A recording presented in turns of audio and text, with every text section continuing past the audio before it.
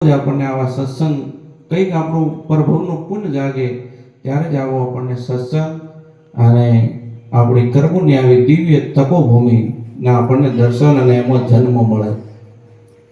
ઘણા લેખકો ઘણા સંતો પોતપોતાની જન્મભૂમિ વિશે જનની જન્મભૂમિ ચ સ્વર્ગાદપી ધરીયસી, જનની એક માતા અને એક જન્મ જે આપણે જેને જન્મ આપ્યો જન્મભૂમિ એ સ્વર્ગથી પણ અધિક છે.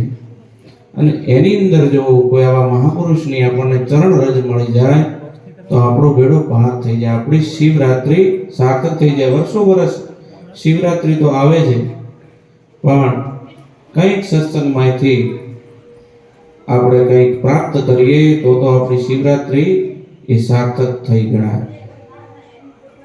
સંતો મહાપુરુષો વેદ શાસ્ત્ર બધા જ આપણને સમજાવે કે એ જીવ જાગવાની તારે જરૂર છે, કંઈક તારા આજથી સત્કર્મ કર. અને સ્વજનો વારે વારે મનુષ્ય દેહ મળતો નથી, કંઈક જન્મોના આપણા પુણ્ય ભેળા થાય ત્યારે મનુષ્ય જન્મ મળે છે. અને એટલે તો આપણા મહાપુરુષોએ આપણને કંઈક ને કંઈક આપણને સત્કાર્ય કરવાની આપણને પ્રેરણા આપી. આપણા વડવાઓએ આપણા મહાપુરુષોએ આપણને ચિંતવ્યા છે કે હે જીવ કંઈક સત્કર્મ કરજે, તારાથી થાય તો કોકનું સારું કરજે.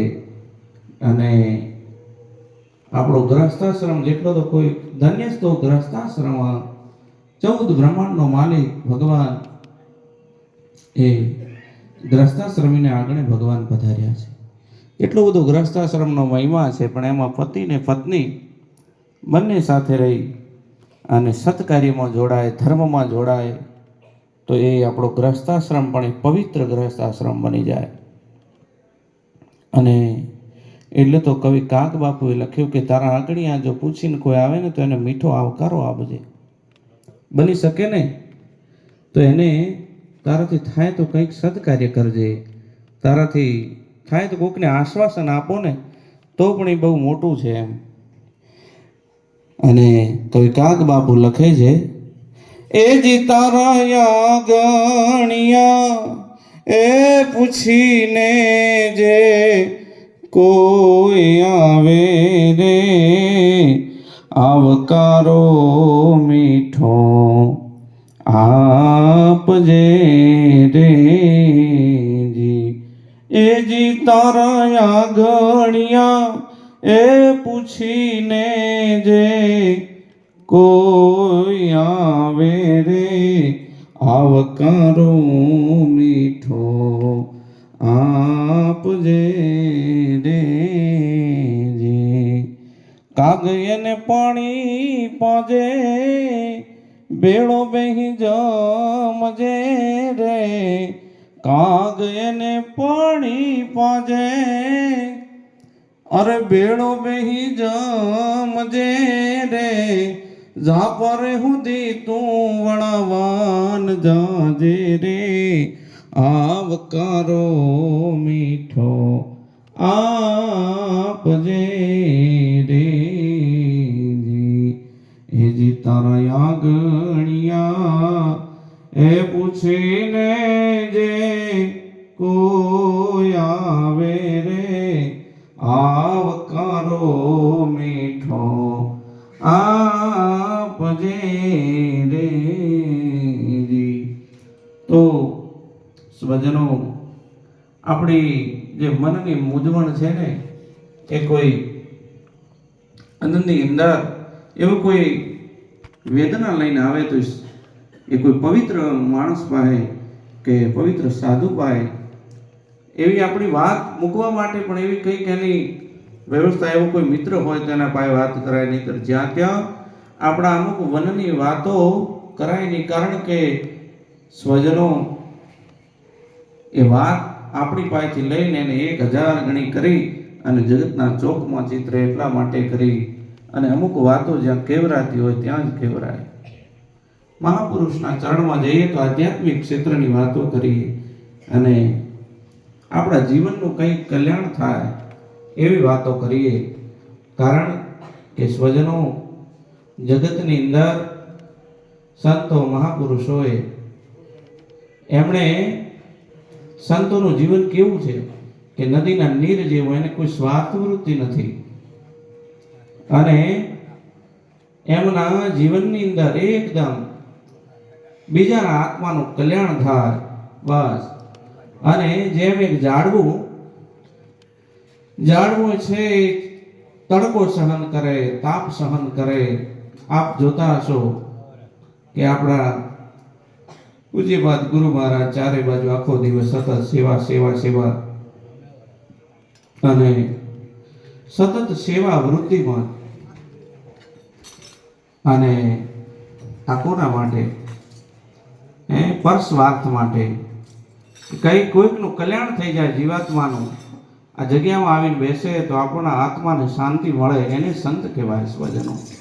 અને એટલા માટે તો મહારાજ સંતો છે ને એ બીજા માટે કરી અને એમણે જન્મ લીધો આપણા માટે કરી, આપણને આપણું કલ્યાણ થાય એના માટે વારંવાર આપણને કહે. અને એટલે તો કવિ લખે છે, ઝાડવારે ફળ નથી એના ખાતા રે, ઉપકારી એનો એ જે આત્મા રે જી. ઝાડવારે ફળ નથી એના ખાતા રે, ઉપકારી એનો આત્મા રે જી. નદીઓને પાણી નથી એના પીતી રે, ઉપકારી એનો આત્મા રે જી. રત્નો રૂપણા ભાઈ અરે મોઘા મૂલવાળા રે, એ જી દરિયો પેરે નહીં મોતીડાની માળા રે, ઉપકારી એનો એ જી આત્મા રે જી. ગાવલડી પોતે રે એ પોતાના દૂધ નથી પીતી રે, ઉપકારી એનો એ જી આત્મા રે જી. જીવનમાં થાય તો આપણાથી સત્કર્મ કરવાનું બસ. સંતોએ બસ આપણે બધા એ જ વાત શીખવી છે કે આપણે બની શકે તો આપણો જે ગ્રસ્થાશ્રમ છે એટલો પવિત્ર બને, આપણાથી બસ સત્કાર્ય થાય. અને જીવનમાં કોઈના ઉપર સત્કાર્ય ઉપકાર તો થાય કે ન થાય, પણ આપણા જીવનમાં કોઈના આપણું ખોટું ન થાય એનું આપણે બહુ ધ્યાન રાખવાની વાત છે.